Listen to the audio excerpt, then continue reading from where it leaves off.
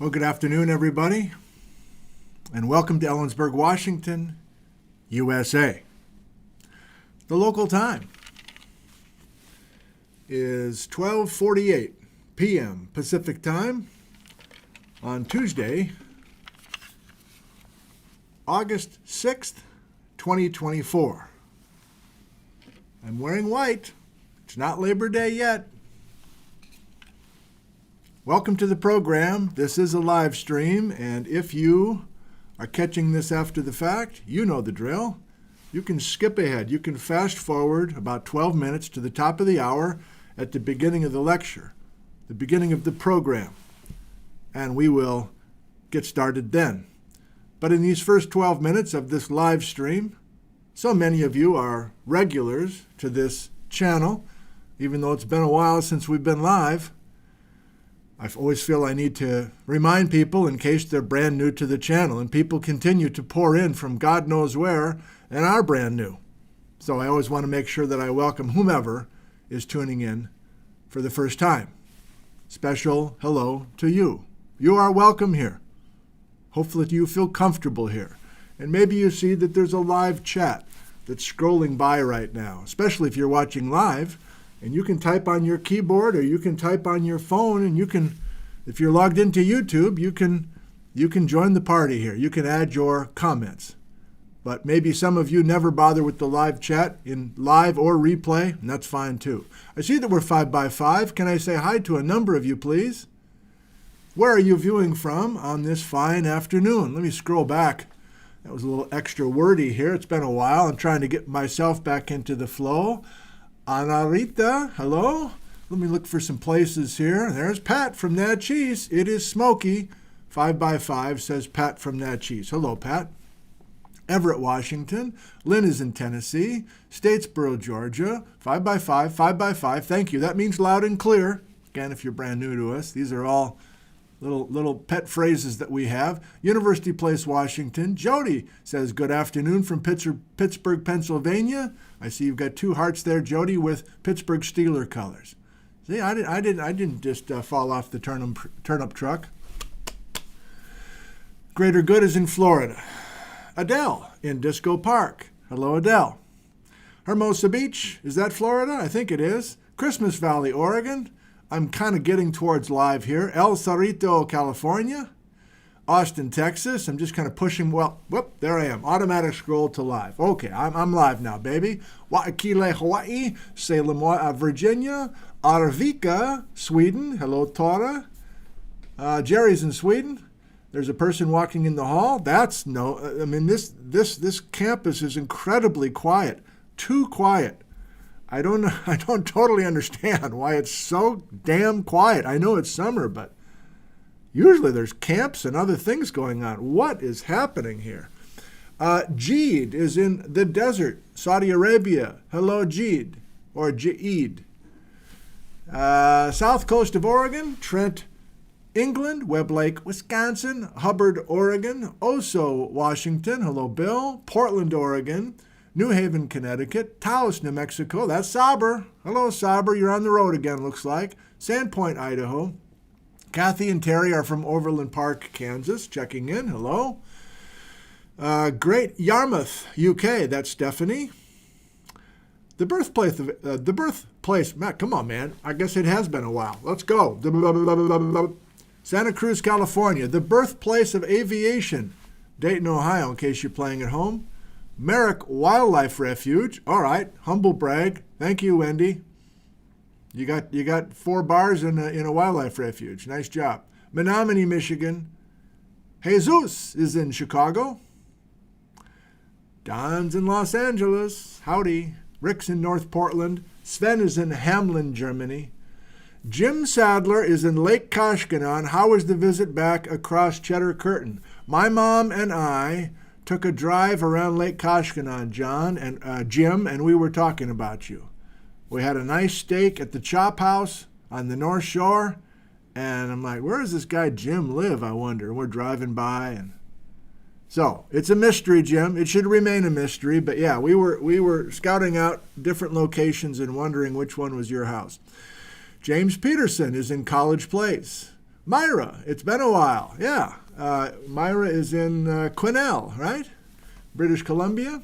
Ozarks, USA. Bo is in Denmark. Post Falls, Idaho. Hood River, Oregon. Nice to see so many of you back here.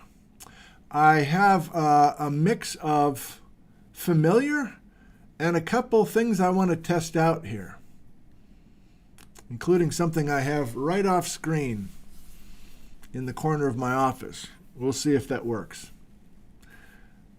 All right. Let's say hi to a few more, and then we will get ready to go. This one's going to be particularly loose, but I've said that many, many times before. Camino Island is in the house. Hello, Island Girl. I was on Fidalgo this weekend. Racine, Wisconsin. Oh boy, Kevin.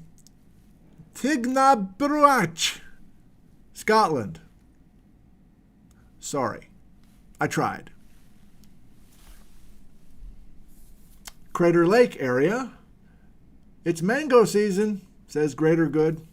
Chesaw, Washington, in the beautiful Okanagan Highlands. James, thank you, because I was going to ask where Chesaw, Washington was.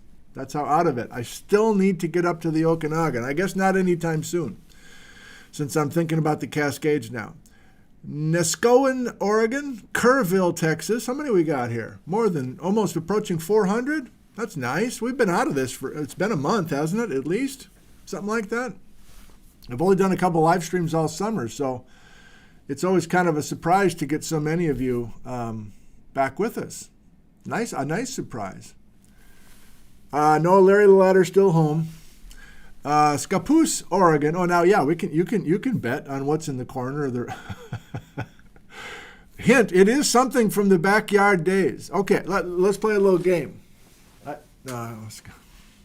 So, what's in the corner of my office? Do you want to vote, or do you want to put in your thoughts? It is some kind of prop or some familiar thing from the backyard when I was doing the Nick from Home series during 2020, and then even the Exotic Terrain series in the fall of 2020. So basically, when I was in my backyard all of 2020, a familiar friend is making a triumphant return. I'll be curious if anybody guesses it.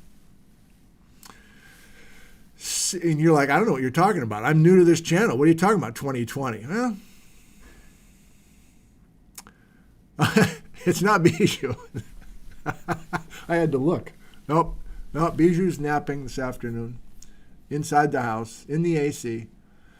Everybody's asking Larry the Ladder, a fruitcake, a whale, pizza boxes. This is fun. Mappy McMap. Oh, I see a couple guessed it correctly. The quilt. This is really fun. Really fun to try this. Joe Slick Live, Big Bread Island.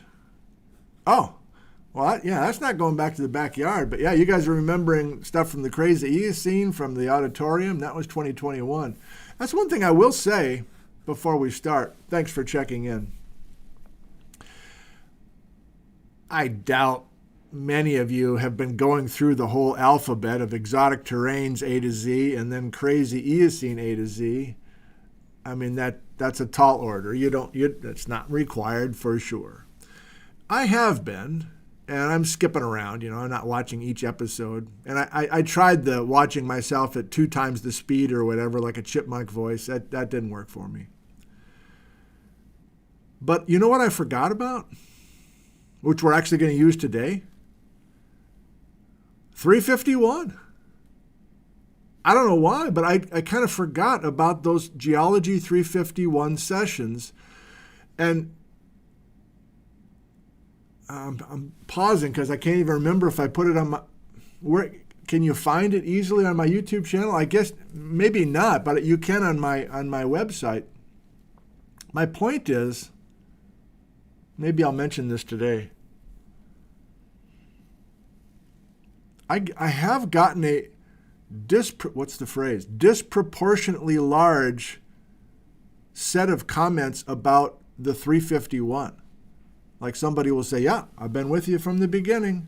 I watched all the stuff from your backyard. 351. They never forget to point out 351. They remember the numbers too. They don't screw it up and say 275 or whatever. Well, my point is I forgot about those, and I've been watching some of those.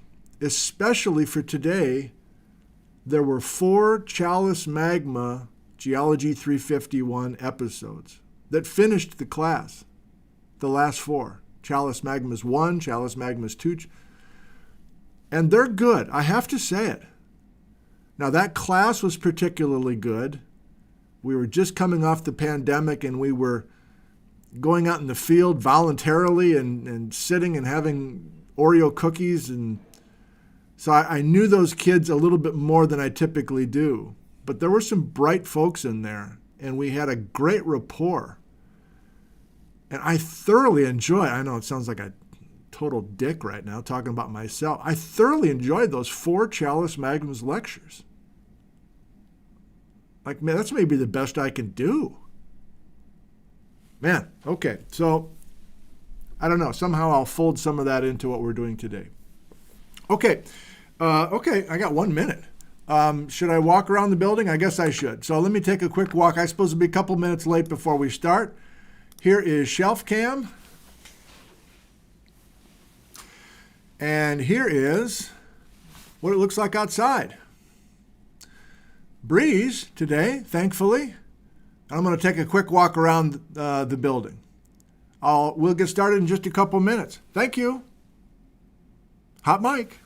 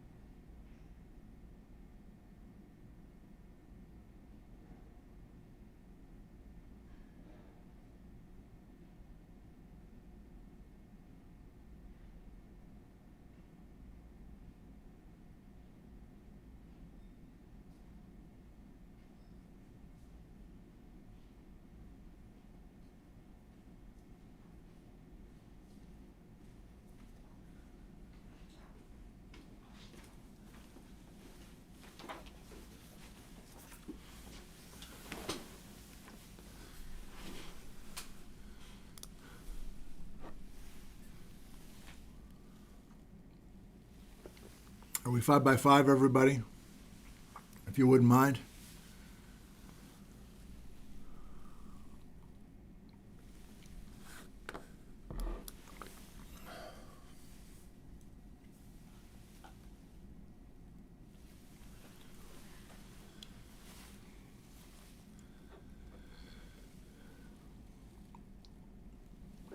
Thank you, Guy.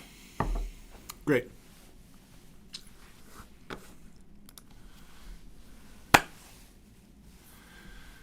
A pleasant good afternoon to you all. It's 1 o'clock p.m. Pacific time, and that might be our standard time this fall and winter with the Cascade volcanoes A to Z. I'm still not sure, but I'm playing with the idea of 1 p.m. I'm playing with the idea of a schedule of Wednesday at 1 p.m. starting in early November and Saturday morning at 9 a.m. Pacific time. Wednesdays and Saturdays. Wednesdays at 1, Saturday mornings at 9. We'll see what you think, but you never can please everybody. Welcome to this program. I think I called it Idaho Volcanic Arc? ? And so I need to be very clear about what I'm hoping to do here today. I can tell my mouth is out of practice. So I'm going to be fumbling around just a little bit. The technology I might fumble around is a little bit as well. See? I've got a special prop in the corner I'm experimenting with. But I want to be efficient here. I'm back to doing audio podcasts. I don't know if you're a fan of that series. Let's go to the website. So I don't know if you have subscribed to the Nick Zentner Geology podcast in the past and you've gotten me off of your phone because nothing's going on. I am rededicated to those audio podcasts. And so if you don't listen to audio podcasts at all, you're welcome just to go here to my website and you can click this right here and play the 30-minute episode. But if not, you can subscribe to the Nick Zentner Geology podcast and listen to those radio episodes like I'm selling something now. I don't make any money off of it. You subscribe, but you don't pay any money. I don't get any money. Whatever, it's fine. But the reason I mentioned the audio podcast and my rededication to being precise and efficient and going right to the geology is because I think I'm serious about that here as well. Now, that might not please everyone, but I think I want to go right to the guts of the episode, a live stream session, in other words. I'm talking about this winter, A to Z. And then as the hour goes by and we get maybe to an hour and a half, then I can start, playing around with other stuff and commenting on this and that. But I'm playing with a format that's a little bit different than what I've done before. And so, let me show you my notes for today's episode. And you can see if you want to stick around or not. So, experimentation. He goes to the document camera, and here's what I sketched out in the front porch this morning when it was still cool outside. Jump the trench. I want to revisit something I was doing 3 years ago. An oceanic trench where there's a subducting ocean plate and a volcanic arc. And of course, I'm preoccupied for the next 9 months on the Cascade Volcanic Arc. And unless you've been asleep on what's been going on with this channel, we've been hammering the idea that the Cascade Volcanic Arc, the Cascades of the Pacific Northwest, set up shop and made a line of stratovolcanoes starting 46 million years ago, and that Cascade Volcanic Arc is still happening today. And so, yes, this episode today is thinking about the Cascades, but not really. I basically want to say, were there volcanoes in the Pacific Northwest before 46 million years ago? If the Cascade Volcanic Arc started 46, was there a line of stratovolcanoes 50 million years ago, or 60 million years ago, or 70 million years ago? Take your pick. And so with the notes, I want to revisit something that I was teaching 5, 6, 7 years ago, an Idaho Volcanic Arc, older than 53 million years ago.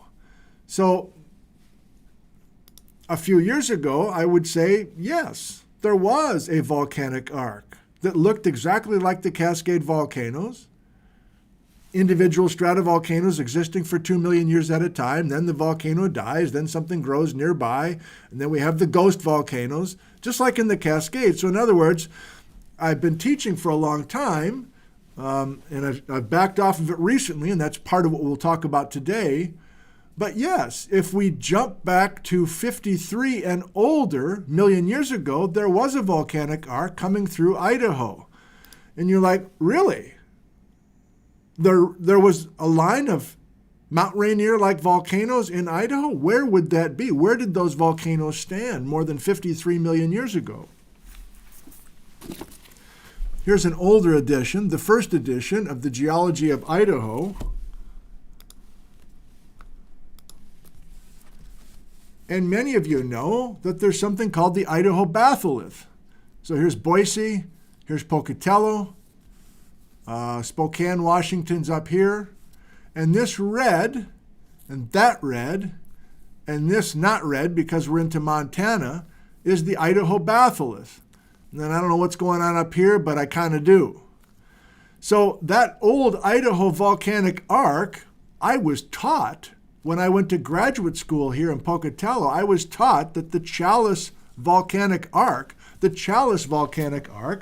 predated the Cascade Volcanic Arc. And if we go back to the notes, yeah, the Idaho batholith is telling us where that old volcanic arc used to be.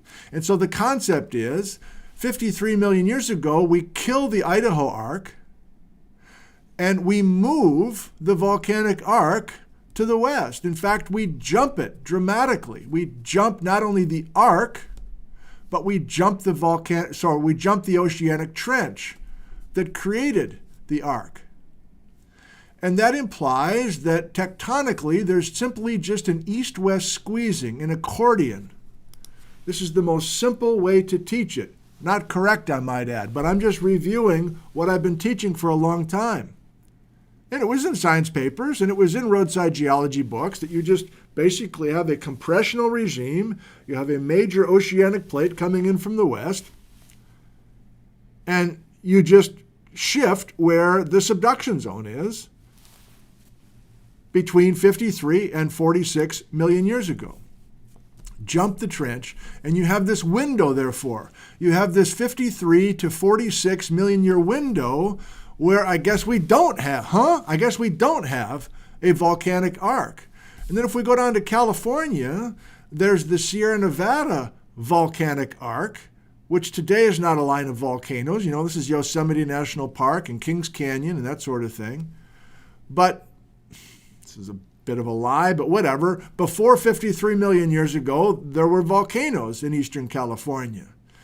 And I was taught 35 years ago that this volcanic arc used to line up with the Idaho Volcanic Arc, and they're the same thing basically, and then crustal extension of the Basin and Range Province and expanding the crust, in fact, doubling the width of this part of North America between Salt Lake City, Utah, and Reno, Nevada. The doubling of the width of the Basin and Range Province in the last 17 million years has taken this formerly continuous volcanic arc and offset it, basically. Okay, well, I've done a lot of learning since then with these alphabet series. I know the Sierra Nevada volcano shut off 85 million years ago, not 53. And I know there's other problems with connecting the Sierra Nevada batholith with the Idaho batholith. But let's not get hung up. Let's just continue with what I'm hoping to do today. A little more long-winded than I wanted, but what else is new? Okay, so that's page 1, exploring the jump the trench thing.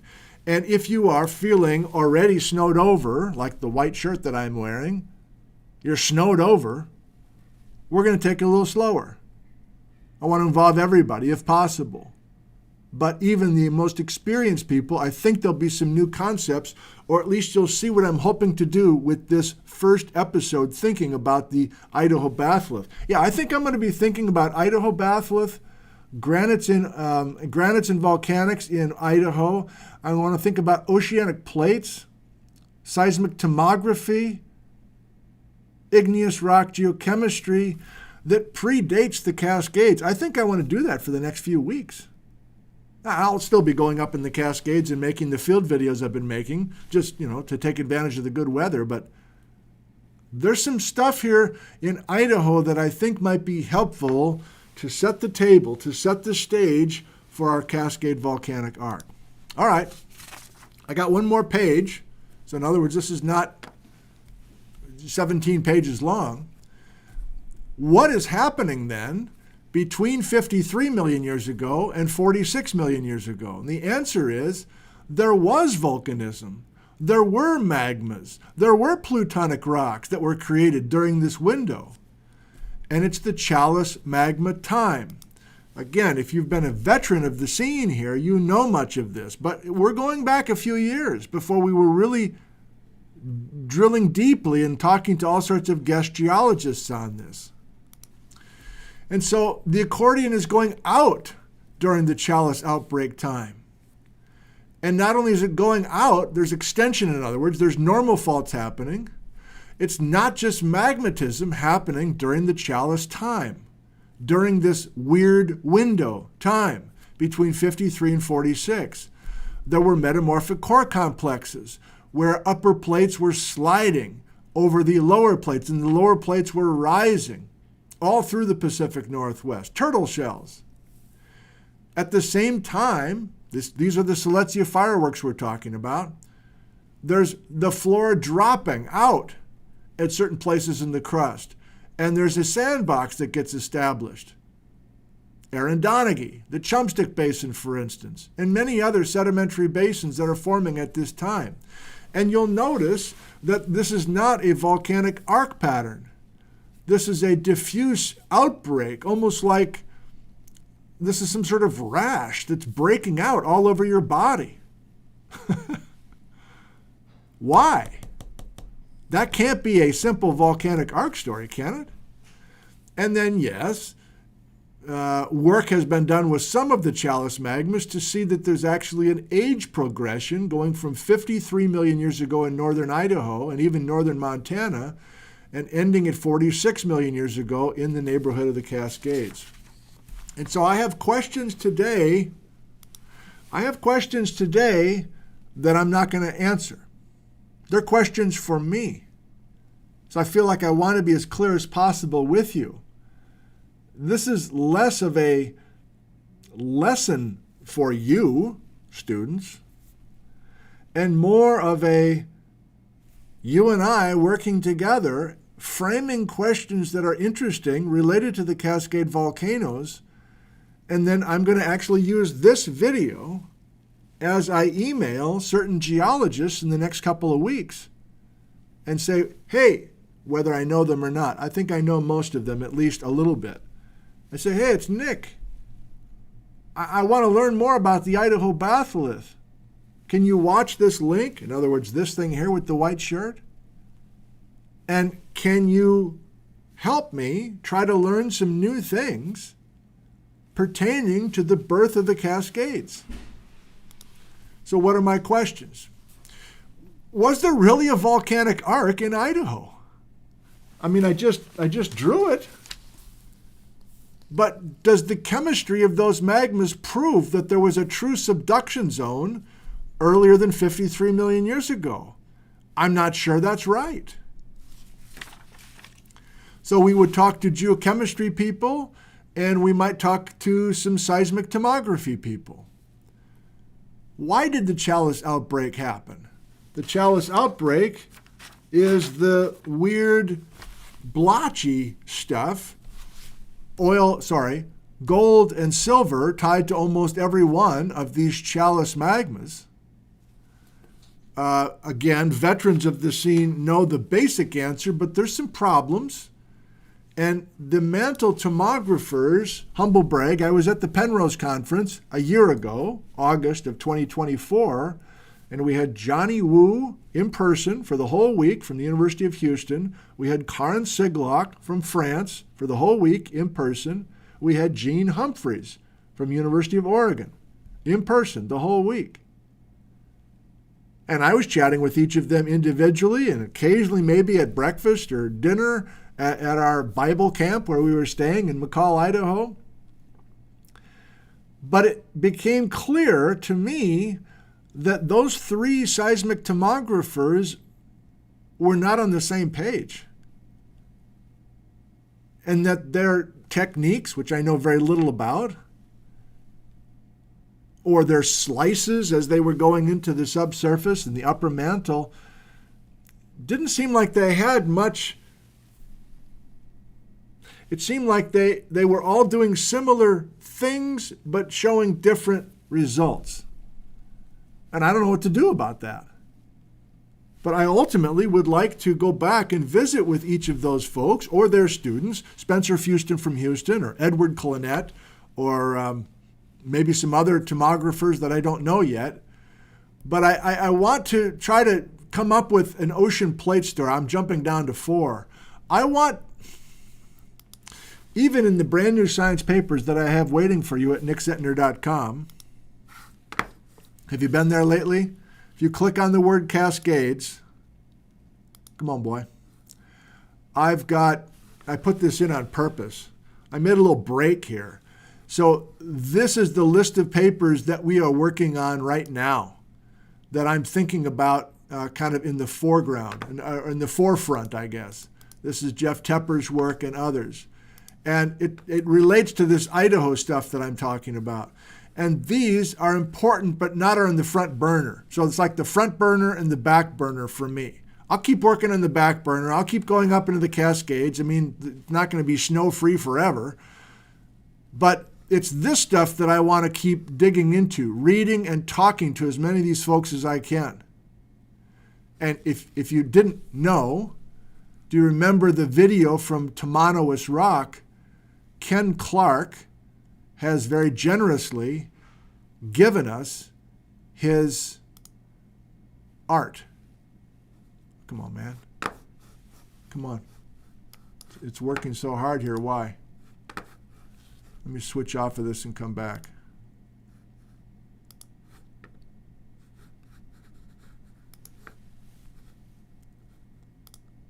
There. So this is a huge file. This is more than 100 megabytes, I think. But Jeff Tepper scanned these. Thank you, Jeff. And Ken Clark was fine. I heard from Ken by email just a couple days ago. And we want to look at these a little bit more carefully today and in the future. But if you are a fan of these pieces of art by geologist Ken Clark, they are available for you to print out, to whatever. So wonderful. So the tomography is going to be big. Unless I get really frustrated, the tomography is going to be a major point of emphasis here. And what I'm trying to get to is that some of these new science papers waffle. They say maybe resurrection plate, maybe Kula plate. Well, here's a spreading ridge, but I'm not sure if it's resurrection Farallon or resurrection Kula. Or, I don't know. Maybe I have to be that waffly myself. But if I can get kind of a majority opinion, kind of off the record, with what certain places certain plates are doing in certain areas at certain times, I think I want to run with it for this Idaho part of the story. I think there's enough juice and there's enough science now that somebody like me possibly can come in and stitch a few things together between these separate brand new papers. And I'm particularly jazzed about that, ultimately trying to help us better understand the Idaho batholith, which has always been confusing to me and I think pretty much everybody, I think. Even though a generation ago it was thought about as a simple volcanic arc similar to the Cascades. What else do I have here? Yeah, we'll do a little bit of the field mapping stuff from Aaron Donaghy and others, because that's another reason that I need to get off of this. I need to get off of this simple picture. Why?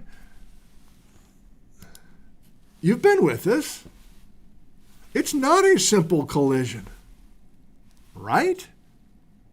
I mean, before the Ice Age flood stuff, that was the last year. Before that, what was one of the main themes through all the crazy Eocene, through all the Baja BC? It was an obliquely convergent margin. And there was a lot of strike-slip component. There wasn't compression. There was transpression. There wasn't extension. There was transtension.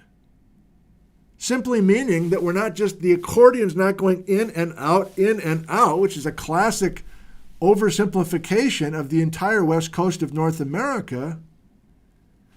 You need ocean plates obliquely coming in from the southwest and going to the northeast regularly to explain all of the strike-slip faults on a smaller scale in the Pacific Northwest, but yeah, if you really want to play hardball, to explain Baja BC. It's still oblique. All right. I really can't get through my little nutshell here thing quickly, obviously. The petrology might help as well. Was there really a volcanic arc, and which magmas are telling us that there was a certain ocean plate here at a certain time. So I just did this quickly this morning. Here's my short list of geologists that may or may not be appearing on this YouTube channel this month. I mean, it's vacation time for a lot of people, and some are starting to start their semesters in a couple of weeks. They might not want to deal with me, but a few of these people are retired. And even if they're really busy, they might carve out some time to be with us. And I might want to add a few names as well. But there's some papers waiting for you that are written by a combination of these folks that might work. And yes, here's the challenge. Some of you are brand new to me and brand new to the channel. I know the number of subscribers to this YouTube channel continues to climb. I'm always pleasantly surprised to see that. I rarely even notice, but when I do, I'm like, wow, I don't think that's the same number that I remember seeing a month ago when I noticed. So I want to get everybody comfortable here, not just the folks who have been deeply into this stuff for a long time. Okay, well, here's the experiment time.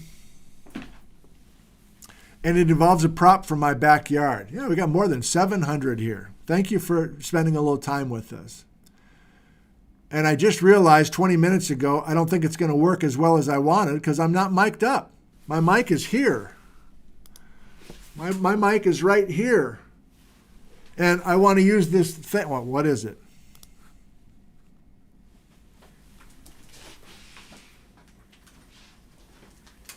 It's old Blackie.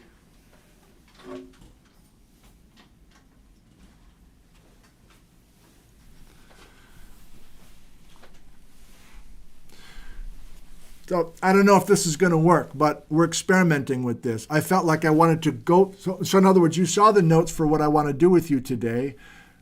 Of course, I've already spilled some of the details that I wanted to save for the chalkboard, but I do have some details that I want to add. But I want to use different colors of chalk, and I want to just try to go through this story again and basically reframe those questions. And I'll forget half of them as I get rolling here. But let me remind you one more time what this session is. This session is leaning into some questions that I don't have answers to. And it's getting to the questions by showing you what I have been teaching for 20 years. Until the last 5 years when I started realizing it's not that simple. Which is something that always bothers me when some other geologist says, look, it's not that simple. It's insulting when they say that, even though they're right. It's like, I know, but I'm just trying to come up with a narrative. They're like, stop it. It's not that simple. So I'm the guy who always wants to try to put some sort of story together, knowing in the back of my mind there's a few little details that don't quite work. I justify it by saying, well, I'm making progress. I'm framing certain stories that a bunch of the detail people have never seen. So that is kind of helpful. But this story that I'm about to tell you, with a simple compression story, we already know that's wrong, and a simple volcanic arc that existed before the Cascade Volcanic Arc, it's not that simple. And so I want to learn how I can improve my teaching. Okay, so this is the part where I think the audio is going to be slightly crappy because I'm turning and facing the board occasionally, but I want to give it a try anyway. All right. Thanks to a number of you who sent me expensive colored Japanese chalk over the years. I appreciate it. I'm also using the white stuff as well. This episode of Nick from the Office, brought to you by Hagoromo. Hagoromo, Japanese chalk, the best in the business. You gotta love it. Pacific Northwest, Washington, Oregon, Idaho, Montana. We start our story sometime before 53 million years ago. Let's go green. I don't know why. Let's make a volcanic arc in Idaho. We're going to put it where today's Idaho batholith is located.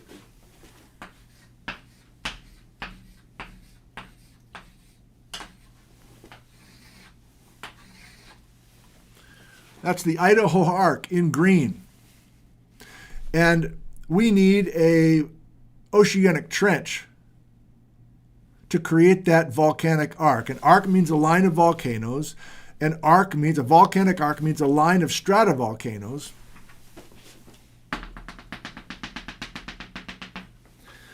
And 150 miles west of the volcanic arc is a trench. You're like, what am I supposed to visualize? Well, how about this? No. How about this? Ken Clark. Look at this. So I'm inspired by Ken's use of purple, and I'm going to use purple for the Cascade Volcanic Arc in just a second. But this is what the oceanic trench looks like, beautifully drawn by Ken Clark, University of Puget Sound. And here's our line of stratovolcanoes. And Jeff Tepper helped us realize when we were filming at Tamanous Rock that especially if you have hornblende minerals, black minerals that are long and thin, that is a smoking gun for a subduction-generated magma. And therefore, if you can find hornblendes in your igneous rock, whether they're plutonic or volcanic rocks, that is telling you that this picture is appropriate. Well, here's our Idaho Volcanic Arc, where we now have the Idaho batholith. The volcanoes are gone, of course. We're about to kill it. But here's an obvious question. How many of the Idaho batholith rocks have hornblende in them? I mean, Tepper is usually a pretty conservative guy. He doesn't go out on a limb too easily, even though I push him a little bit. And he was willing to say, yeah, there's probably a few exceptions, but that's a pretty safe statement that beautiful hornblende minerals in your igneous rock is a very strong indicator of a subduction zone, a convergent oceanic versus continental plate boundary.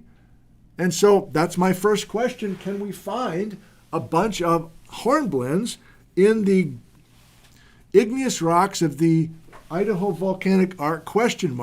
Older than 53 million years ago? But you know what I'm doing. Here's the trench, 150 miles inland. We build the volcanic arc, similar to this thing here. Okay? Keep the story going. What happens? No, I should. Okay, let's. All right, I'm getting a workout now. Keep the color coding thing going. So here's. All right, hang on, Patrick. Is this in focus?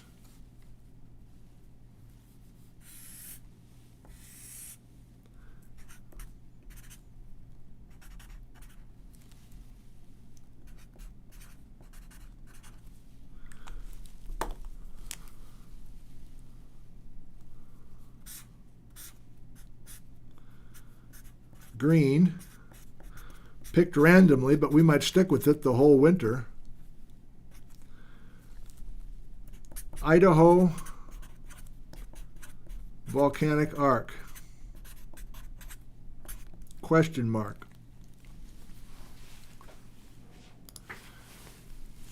Now, Jeff Tepper, without knowing the Idaho bedrock details very well, I don't think, he said off camera when I was over at Tamanous Rock with him, I don't think there's a volcanic arc over in Idaho. I don't know why you're saying that. He thought there was a volcanic arc further east, but I want to explore that. But for the simple part of the story, our Idaho Volcanic Arc is here, and we need compression for that, some element of compression, because we have subduction. Whether it's head-on collision or oblique convergence, we need some element of compression to get the collision, to get the subduction, and to get the volcanic arc. We good? Okay, that's green. Purple. Do I have purple chalk? Uh-oh. Oh, yeah, I do. Thank you, viewers. If we jump the trench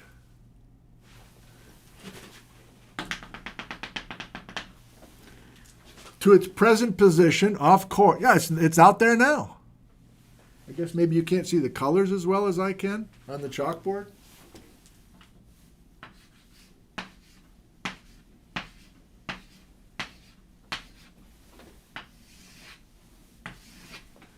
This is Ellensburg, this is Seattle, this is Portland, okay? So this is earlier than 53.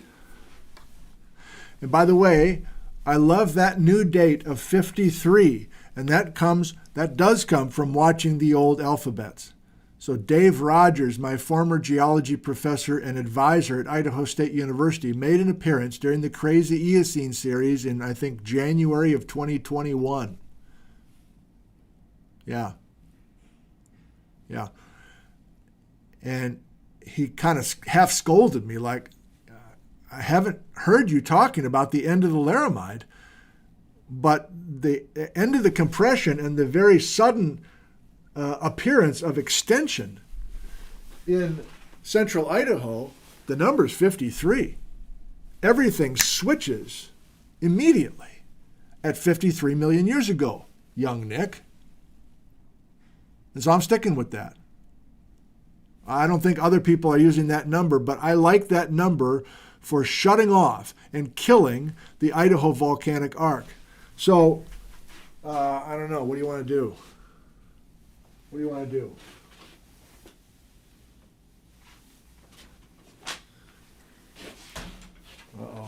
Uh-oh. Come on, keep it going. What are you doing? You're screwing around.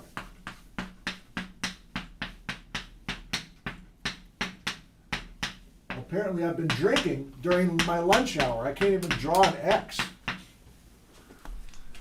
So we're killing the Idaho Volcanic Arc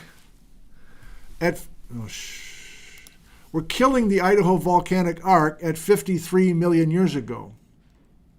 And then I don't want to deal with this window yet, but we're going to jump up to 46. And what color am I going to use for this upper part of this sketch? I'll wait. What color am I going to use up here? I lied. I'm not going to wait. I'm going to use purple. And I'm going to draw the same picture.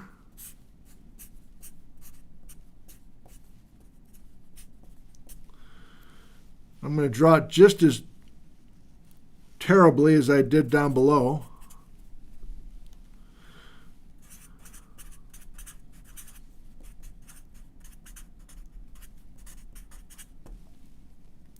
I'm not going to put a question mark. They're still frickin' there.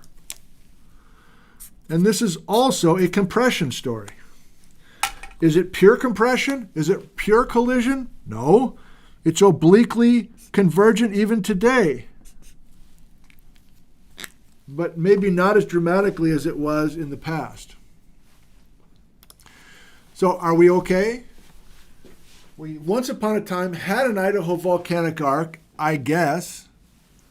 We kill it 53 million years ago. We wait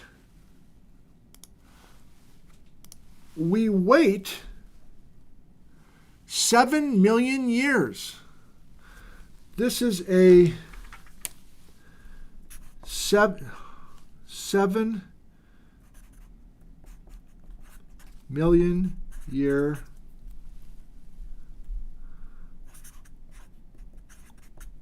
quiet window?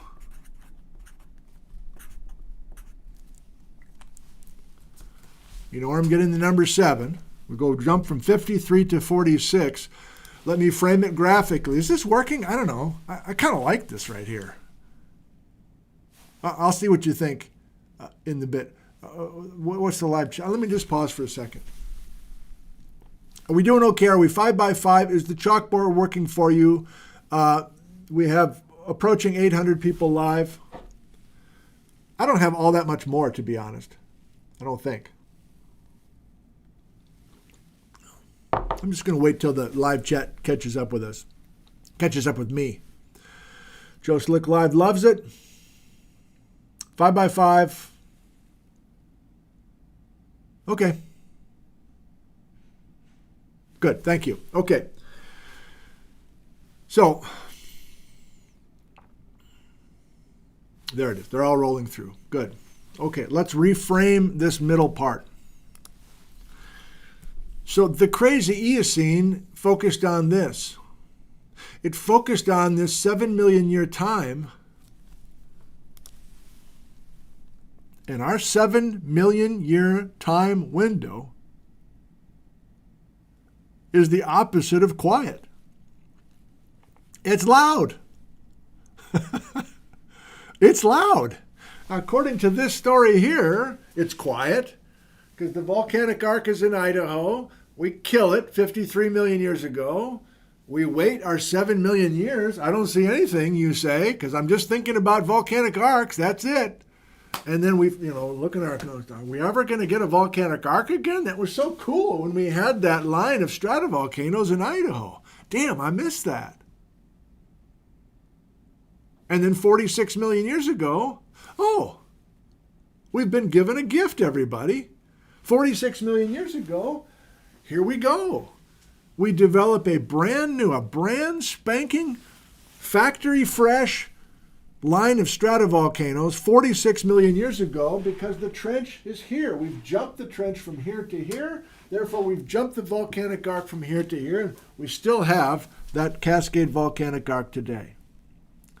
But that's ignoring the 7 million year window, which until recently I kind of thought was quiet as well. But it's loud. It's a loud window. It's not a quiet window. And you're like, really? What's going on during this loud 7 million year window?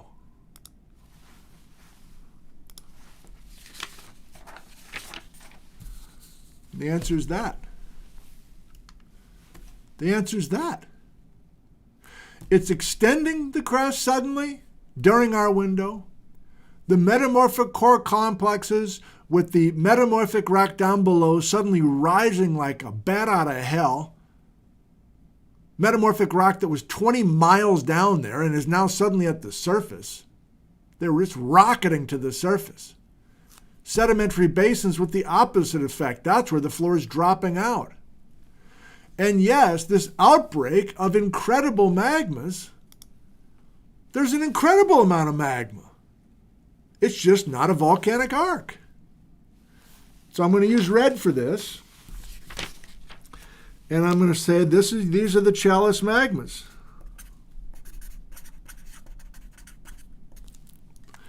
And the chalice, I always go there, sorry. And the chalice magmas are the true precursor to the Cascades, even though it's not a volcanic arc. In case you're losing sight of what we're doing today, I am interested in volcanic activity and plate tectonic activity prior to 46 million years ago. And I do want to go to Idaho. But the Idaho chapter is not the one that's immediately preceding the birth of the Cascades. That's a major message from today. Was there an Idaho arc before the Cascades? Yes, if we can prove ourselves that that truly was a volcanic arc. But it wasn't immediately right before the Cascades. That's the point. What was immediately before the Cascades is crustal extension.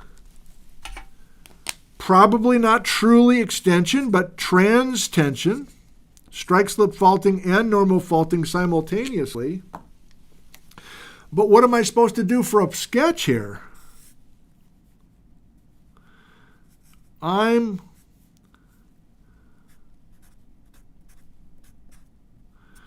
going to do a weird sketch that says hot mantle that is upwelling, thinning the crust, triggering melts that are shallower than they should be. And I'm just going to try to show Swiss cheese, apparently. I'm trying to show that there's these blotches of magma triggered by hot mantle flowing as opposed to a deep diving subduction plate. And yeah, some of these are volcanic, but they're not necessarily, what is that? I don't know. But it's not necessarily stratovolcanoes. It might be, but we have BADR, basalts, andesites, diorites, rhyolites. We have all compositions being generated during this chalice magma time. And so you know what I'm going to do now. I'm going to take red chalk and I'm going to go apeshit with it because I'm talking about chalice time. The Chalice Volcanic Arc never happened. We used to call it the Chalice Volcanic Arc. That's bullshit. Because now we're saying chalice for our 7 million year loud window. That's what we're using the word chalice for. Between 53 and 46.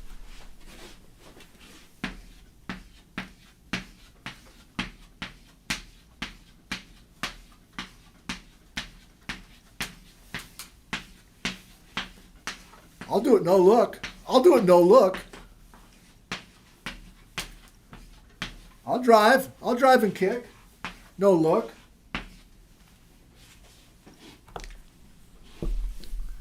It's a magma storm stretching from the coast of Washington all the way back to the Dakotas. And gold and silver associated with many of those chalice magmas, including in Chalice, Idaho itself. That's why we call it the chalice magmas. So remember that our focus ultimately is the Idaho batholith. And to say it's simply the Chalice Volcanic Arc, we're off of that immediately. We're off of it. It's confusing. Are there chalice magmas in the Idaho batholith? Yes, but they're not just in the Idaho batholith. They're everywhere. 53 to 46. Are there true volcanic arc rocks in the Idaho batholith? Yeah, there's older igneous rocks as well that are older than 53 that are kind of in a line, but I'm not sure they are volcanic arc rocks. I'm not sure they were generated by subduction. We'll do some live Q&A in just a couple of minutes. I'm wrapping up what I wanted to do here today. But these are the 3 chapters. And I am very interested in these older chapters.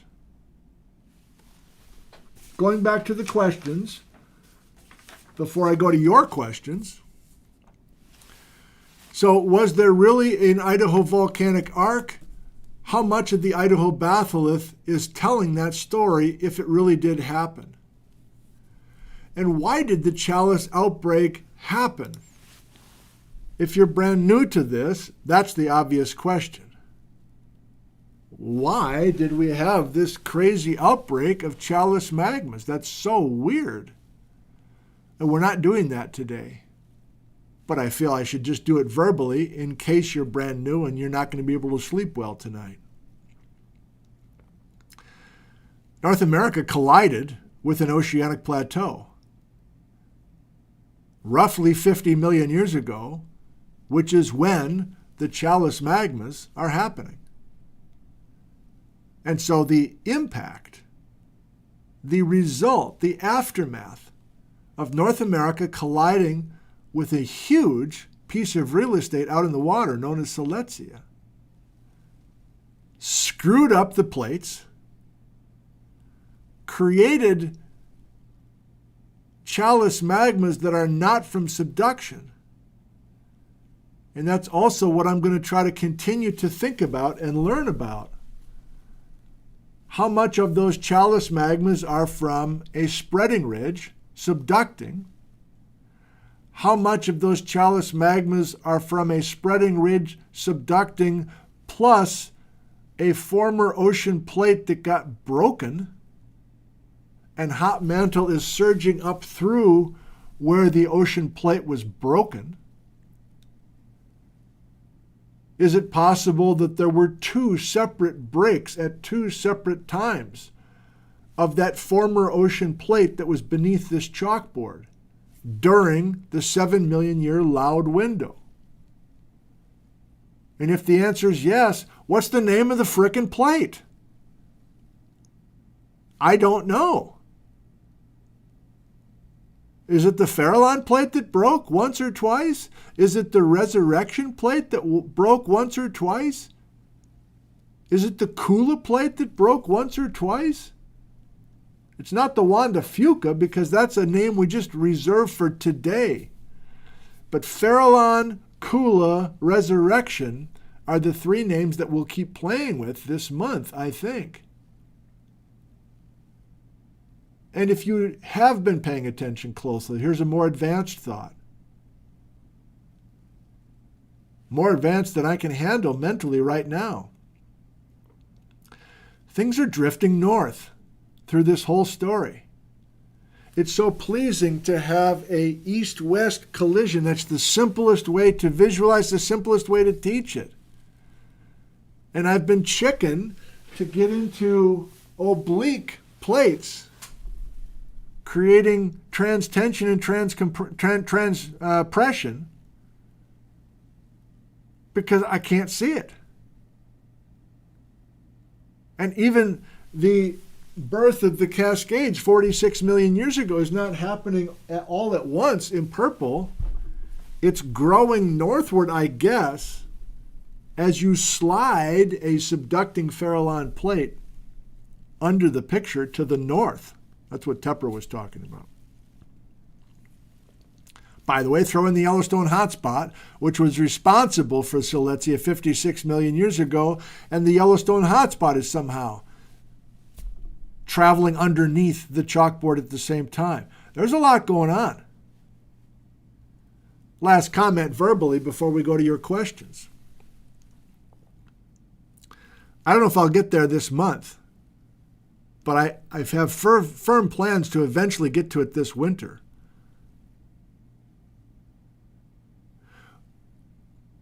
When did the Hawaiian Emperor seamount chain, there's a bend in the seamount chain under the Pacific Ocean, right? Geology 101, Hawaiian hotspot, moving Pacific plate, and there's a big kink, there's a big bend in that linear seamount chain. What's the date at that bend? I used to teach 43 million years ago, but I'm starting to wonder if the bend in the Hawaiian Emperor seamount chain is happening during our Chalice magma storm. And therefore, I'm wondering if Siletzia was large enough and the collision of Siletzia here in the Pacific Northwest was large enough to completely reorganize all of the ocean plates in the Pacific Basin, and possibly even the Eurasian plate, and the birth of the Himalayas. I've gotten enough nibbles off of that idea from Mike Eddy and others that I'm starting to wonder, is there a global story that is all happening in response to our neighborhood collision?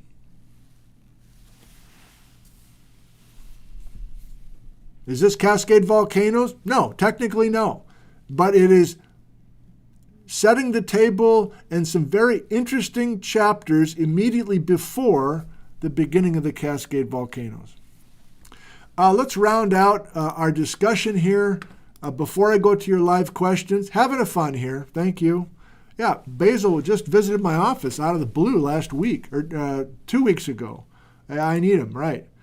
So in case you haven't taken a look carefully at the Ken Clark, these are the papers that were out in the grass at that Jeff Tepper video. We were out at Tamanous Rock. There's the modern Cascades. We will be getting to the earliest Cascade volcano. Oh, let's skip over that. We're not ready for that. Here's the Cascades before 46 million years ago. They're not there.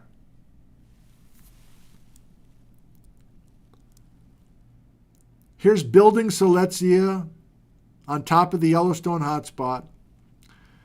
Here's the beginning of the collision of Silesia, the large igneous province, with the Pacific Northwest. Here's, according to Tepper and his co-workers, breaking the plate, which is responsible for getting hot mantle surging to the surface and triggering the Chalice outbreak. And here is just a portion of the Chalice outbreak. In this case, adikites like the Chimacum volcanics that are being formed right around the margins of a broken ocean plate.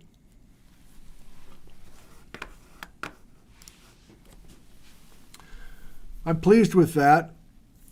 That was a 50-minute lecture. I'm trying to reel myself down to that and not have 3.5-hour live streams. This one happened to work along those lines. I'm sure there's a few things I meant to do which I cannot remember, but maybe your questions will trigger some memories of what I wanted to do here today. But generally, I'm pleased with what we did. And maybe you are too. It's time for some live question and answer. We have 833 people watching live.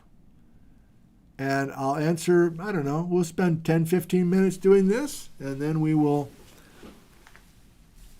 say goodbye to each other this afternoon. I'm happy with the chalkboard thing, at least for a first try. Joe, is it correct to surmise that the Chalice magmas may have been from the chopping off of a subducting plate? When the bounce back happened, it took time for the subduction to move out of the way. Yes, breaking an ocean plate that was subducting is a major part of the story. And the reason I'm going to the tomographers, the people who can see the slabs underground, is working with the geometry of that. So we will be trying to take some kind of consensus from the seismic tomographers and add it to what we know at the surface. Maybe that's my role, having a little bit more connection between the tomographers and the igneous geochemists up here on the surface. But, you know, I'm not the first to try it, but maybe I'll be able to make some connections. Any chance you'll consider inviting Tekla Harms back on? The Priest River Core Complex is germane to this topic and shows a lot of indicators that need more study. Thanks for the suggestion. Tekla was good. I need to be careful about going too deeply in this pre-Cascades thing. I mean, this, I don't know, maybe I'll be doing a bunch of programs between now and November where I can kind of go where I want. And then maybe once we start the alphabet in early November, maybe I won't be doing a whole lot of pre-Cascade stuff. I don't know. Thank you. I'm trying to get down to live. John, what about westward subduction as opposed to eastward subduction? Thank you. That's Karin Siglock and Mitch Mahalanek remembering that series of discussions. I think by the time in this neighborhood, I don't think anybody's talking about westward subduction. I might be wrong, but I'm going to make up a number. I think if we're younger than 70 million years ago, I don't think westward subduction is on anybody's dinner plate. That westward subduction thing was a major discussion back 125 million years ago, 100 million years ago with the Rangelia collision. I don't know if there will be need for us to go back and reopen that can of worms. Thank you. R. Plate interaction, if you think of you're talking with somebody else. Okay. Kyle Roth, do we have oceanic fossils from greater than 53 million years ago? I'm sure that we do, Kyle. That's an interesting angle. I'm very weak on paleontology. Maybe that will help. I don't know. So we might just be asking basic questions now. Where was the coast? Is this really what the coastline looked like? Or like the true coastline older than 53 million years ago, is it really here? How does the Columbia embayment factor into this? How much clockwise rotation needs to be thrown into this? You can see how a simple story like this, that doesn't look that simple, does it? But you can see how a simple story like that can get messed up in a hurry. And I guess my job is to mess up a simple story, but not mess it up too much where we lose track of everything. Kelly's brain just melted. My brain is easily melted, especially on a hot day. Chris, does the Boulder Batholith in Montana line up better in time with the progression from the Sierra? I'm afraid of the Sierra at this point, Chris. I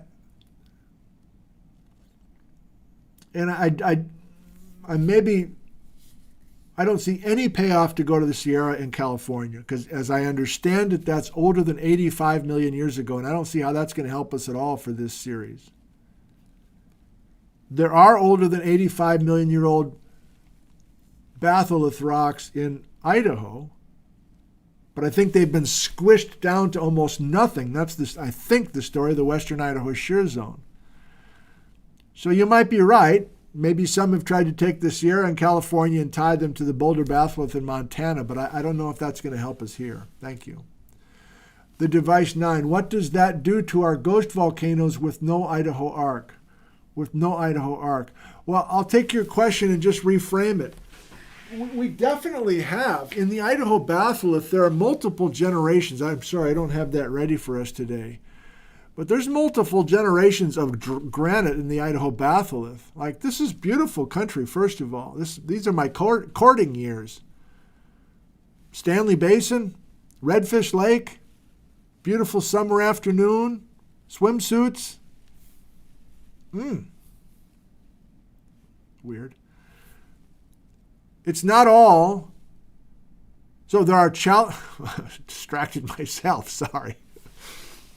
There's chalice magmas in the Idaho batholith, but there's also other lobes, as they're called. The Bitterroot lobe, the Atlanta lobe. Is that volcanic arc or not? If it's not volcanic arc, what other choices do we have? I guess if that's Robert Hildebrand slab failure, then I guess I am interested, because I love that idea. So it's to me, Rich Gashnig and others have found, I think, 3, maybe even 4 different generations of granites in the Idaho batholith. But what I want to do is tie those, let's say, 4 chapters, 4 generations of granites in the Idaho batholith to 4 stories, 4 tectonic stories. And especially the 2 youngest stories would be very helpful for this. Is some of the Idaho batholith from a break-off of this age progression that we have in Washington? Back to your questions, sorry. I'm down to live, I think. Down to live. Ivana's here. Brett, is it possible for a meteor to hit Earth hard enough to break a plate like a rock does to a window, making smaller plates? I think why not, Brett? But I think it would be very difficult to make a connection between that impact and something down below. I think more, well, if you do have evidence for a broken plate, what options do you have? The option we have is that Siletzia is brought in by an ocean plate, and the Siletzia mass is so large that it chokes the subduction zone and causes the underlying plate to break. So that's what Tepper's saying, and Ken Clark. They're saying, here's the Farallon, almost like does this work? A tugboat bringing this mass to North America. Here's the mass colliding to North America. The Farallon is still intact. Uh-oh, we're going to break this plate because this mass is stuck to the farallon, and the farallon can't keep subducting because this mass is screwing everything up. So that's one way to make a break in the plate. Another way is to take a spreading ridge offshore and have it subduct. I like your imagination, Brett, but I think that might be tough to take a meteor impact and tie it to a broken plate. I'm having trouble scrolling here, so I'm down live again. Jim, years ago I talked about an isotope line marking the edge of the old craton. Was it also a shoreline? As I understand it, yes, the old strontium 706 line does mark the margin of the craton and therefore the edge of North America. A long-lived margin, a long-lived west coast of North America's continent. Is that worth throwing into this story? It might be. Sharon from Malaga, can we try to pin down the time when the batholith formed versus when it gets pushed up to meet the air? Thank you. It's one thing to have a volcanic arc. I love these, Ken. I love this art. It's one thing to do this. Everything's red hot. Everything's feeding the stratovolcano activity. It's another to, for whatever reason, kill the subduction zone, solidify the magma, and then Sharon saying, well, we're not going to see this stuff yet. We've got to get it to the surface and erode the cone. Well, that's a whole nother chapter. In other words, Sharon's saying, you had your volcanoes in the Idaho Arc, and then you got rid of the volcanoes and you X'd them out. When exactly are we Xing them out? When exactly are we bringing the granite of the Idaho batholith to the surface? See if I can figure that out with our experts over the next few weeks. Papagino, do any of the Alaskan terrains match to Idaho magmas? Not sure. Kevin, has any work been done on paleomagnetic Idaho batholith? Shockingly to me, that's the wrong way to say it. Merlebeck and others tried like hell in the Idaho batholith to get a nice signature, to get a nice paleomagnetic reading as beautiful as the paleomagnetic signature in the Stewart granite, for instance, the Mount Stewart batholith. And they couldn't get results that were satisfying. That's another reason the Idaho batholith is a disappointment to me, or a confusing thing to me. Because I think a bunch of people have tried to get good paleomag from the Idaho batholith, and the results have been underwhelming. Not like, no, it definitely didn't move north a bunch, but they can't quite get the reading. I don't know enough paleomag to know if that's really right. Elias, do the Mexican outliers in the Rockies relate to this story? Probably too old for this story. Thank you for people trying to take prior programs that we've done and fold it in here, but I think part of my job is to separate out some of those stories. Of course, there's all great questions here. Let's do a few more. Doug, aren't the Wallowa Mountains of northeastern Oregon exotic? Yes, they are. I mean, there's an exotic underpinning to much of this. There's fruitcake all through this map. But I think what I'm doing here and this whole winter is too young for that, I guess. John Nash, where were the Klamaths in this mess? Did you know that southwestern Oregon Coast Tyee Formation has Idaho batholith sediments? Thanks for the reminder, John. Yeah.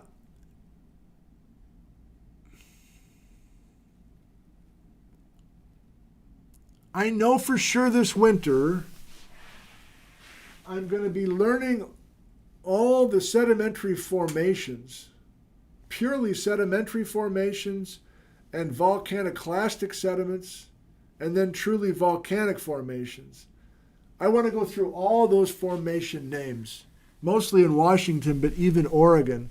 And I do want to come up with some regional stories. And so in other words, rivers. And I don't know if there'll be a big payoff to figuring out certain rivers. Again, Erin Donaghy comes to mind because she had a Chumstick River potentially flowing across what we now know as the Cascades and going out to the Olympics. Back in the 40s when we didn't have a high Cascade scene. So maybe those sedimentary formations like the Tyee,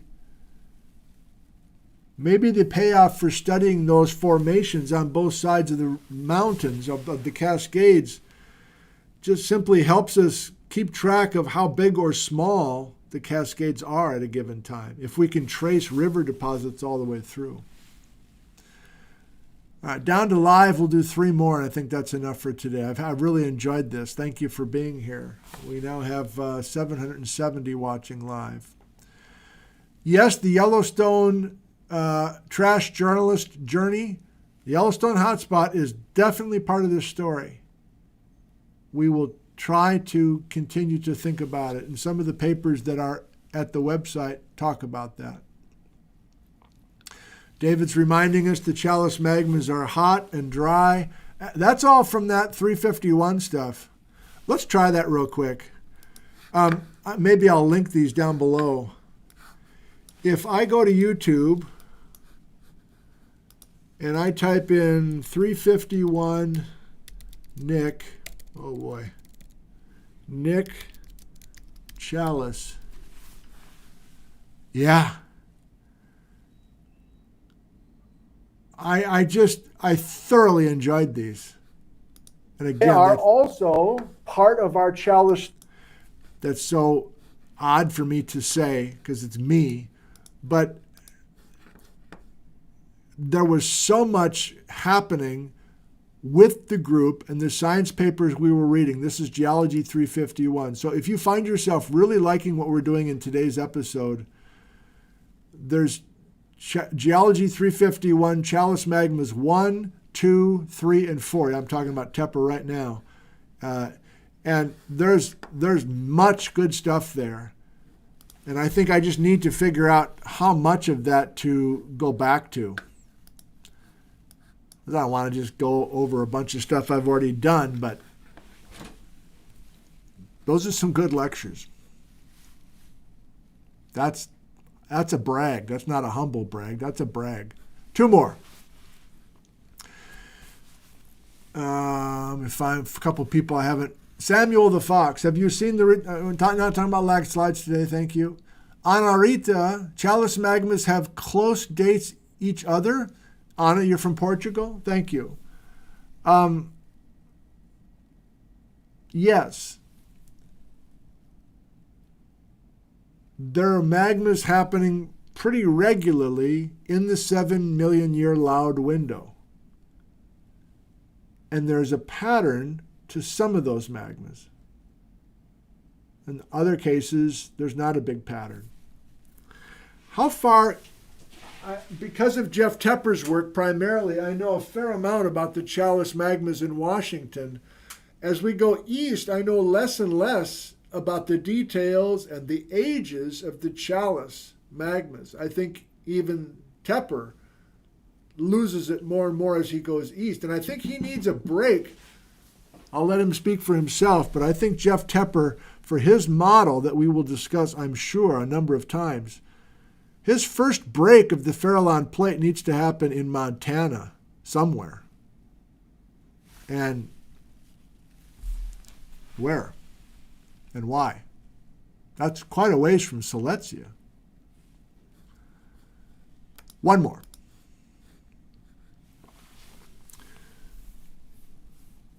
Bob, wouldn't an insular plate subduction continue to generate stratovolcanoes until something came in behind to shut down? Bob, I would agree with your logic if it was a simple east-west story, but it's this stuff sliding north and spreading ridges sliding north and trenches sliding north. I can't do it easily mentally, but I need to come up with the way. I think I'm going to use a cookie sheet. I think one of my food analogies from Vindman's Bakery, by the way, Vindman's Bakery apparently is having record-breaking sales this year. I don't know if Jeff's okay with me saying that. I've been talking to some of the workers. They're like, yeah, this spring in particular, we broke all sorts of records daily. So they've not only expanded their bakery, but they've expanded their sales like a lot. So a cookie sheet that doesn't have a lip on it, like we've got a couple at home.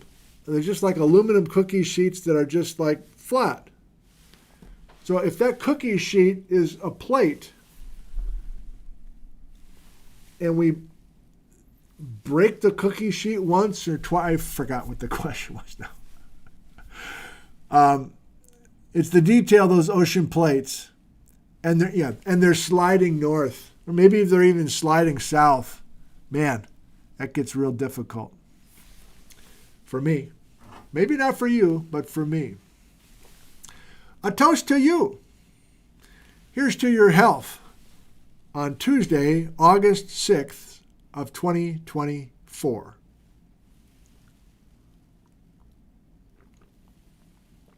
Here's to health of all of your family and friends, near and far.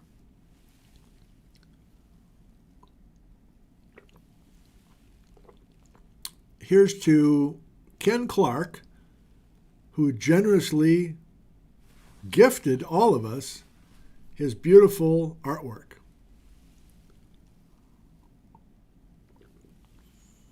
And here's to Jeff Tepper, also from University of Puget Sound. Both of those gentlemen now retired, who I think will continue to be a major part of what's going on here in the channel for the next few months.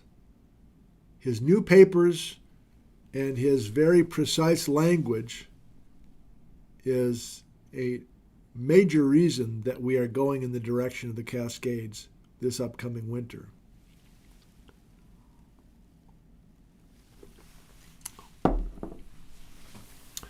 Thanks, everybody. Let me give you a final shot out the window here. Still breezy, it looks like. We've had highs in the 90s and the triple digits, seems like for the last 3 straight weeks. I heard a rumor that next week we'll get a little cooler air here in central Washington, highs in the 80s. But it's been at least a month since we've had highs in the 80s consistently. And I know, it's a lot hotter where you are than where I am. And you should be lucky to have those blue skies because we're choking in smoke. I understand. I do. I understand. Air quality-wise, at least in our valley, the Kittitas Valley, we've been extremely lucky so far this summer. Thanks, everybody. I love you. And goodbye from Ellensburg, Washington, USA. 2:15. That's about the length that I'm shooting for with these live sessions in the near and far future. Goodbye. Not sure when the next time we'll be doing live, but look forward to seeing you when we do. Goodbye.